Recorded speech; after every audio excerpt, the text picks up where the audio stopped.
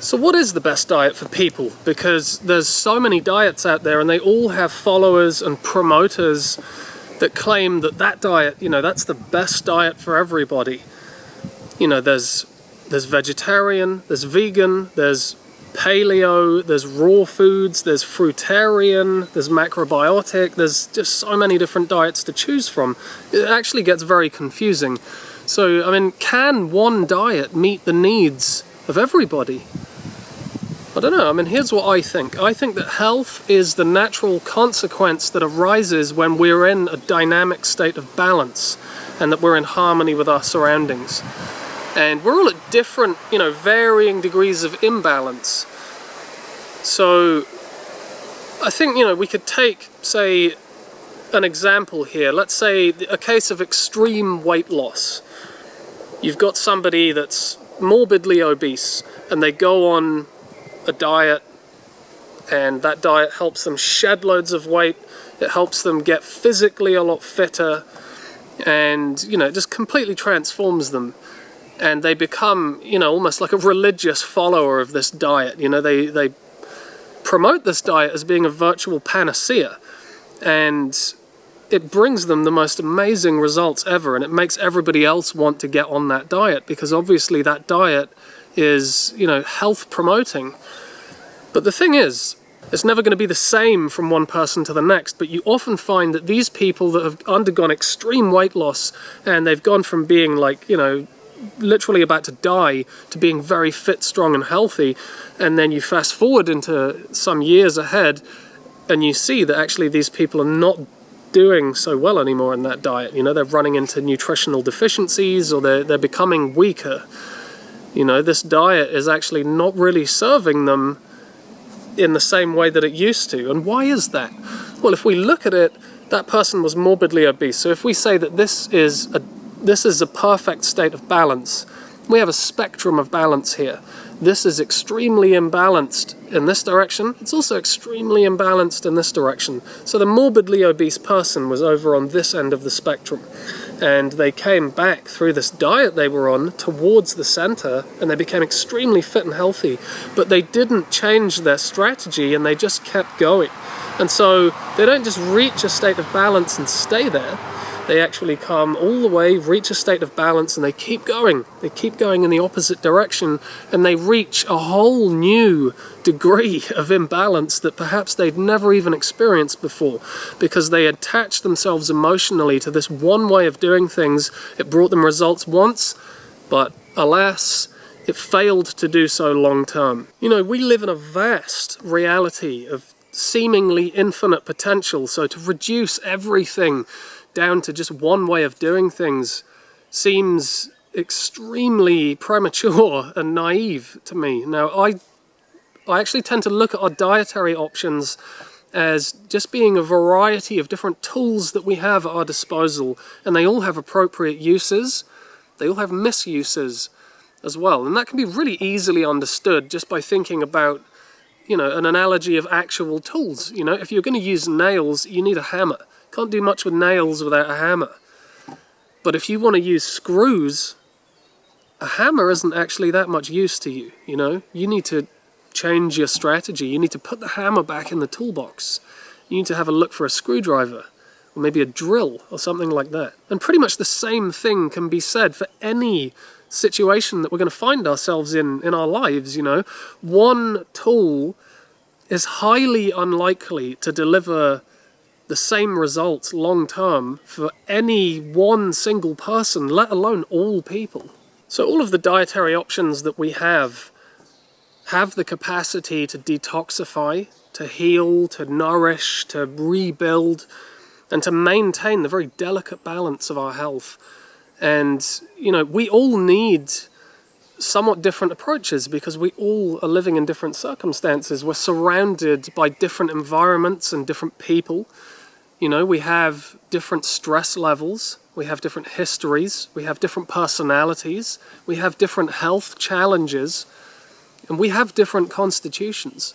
So, I think another analogy that is really good at helping us understand this is if we're building a house, we need to have a blueprint in order to know how to build that house. We need to know what goes where, in what order do we do things, you know, which tools do we need for each stage of the construction process. And it's actually no different when we're building and constructing our own health. You know, we need to have some kind of blueprint or some kind of framework within which we can understand how to utilize all of these tools that we have at our disposal, and when we need to use a specific tool, and also when we need to actually accept that we need to put that tool down in favor of a much more appropriate tool. So gaining a deeper understanding of ourselves and our relationship to the world around us is of the utmost importance if we're ever going to understand what diet or lifestyle approach is actually most suitable for us as individuals in, you know, our attempts to attain and maintain a very healthy balance in our lives. Now, one of the most accurate, sophisticated and very profound methods for understanding this is the system of the 5 elements, which is a foundational principle in traditional Chinese medicine, in Indian Ayurvedic medicine and Tibetan medicine. And all of these systems are very unique. They all have their own unique personalities. And their understanding of the 5 elements does differ from one system to another, but they do also have a lot of striking similarities. But I'm a student of Tibetan medicine, so that's what I'm most familiar with, so that's really what I'm going to be referencing in any videos I make on this subject. Now, the 5 elements are earth, water, fire, wind, and space. Those are the internal and cosmological 5 elements, at least. There's also an external environmental 5 elements, which you find in both Tibetan medicine and Chinese medicine, which differ slightly. They have wood and metal in them as well. But really, it's all founded on the same fundamental principles. So, you know, this is a system that has completely revolutionized the way in which I perceive health, the way in which I perceive life in every possible way, because the 5 elements are actually inclusive of everything in creation. You know, creation itself is said to have arisen from the 5 elements. So there really isn't anything in existence that's not made out of the 5 elements. Now, they really allow us to zoom out of the minute details of our situation and enjoy the privilege of a vast, big picture perspective that can correspondingly afford us the possibility of zooming back into the details, armed with a new degree of wisdom and clarity that we can apply to the problem. So the 5 elements are kind of the raw fabric of nature, and they really allow us to understand our surrounding environment, our internal environment, our internal ecology, our emotional relationships, the way our minds work, and how we can evolve spiritually. The 5 elements are kind of like a lens through which we can perceive with much greater clarity every facet of this reality. And I think that has the capacity to reduce this emotional tendency that we have towards this kind of divided, dualistic perception.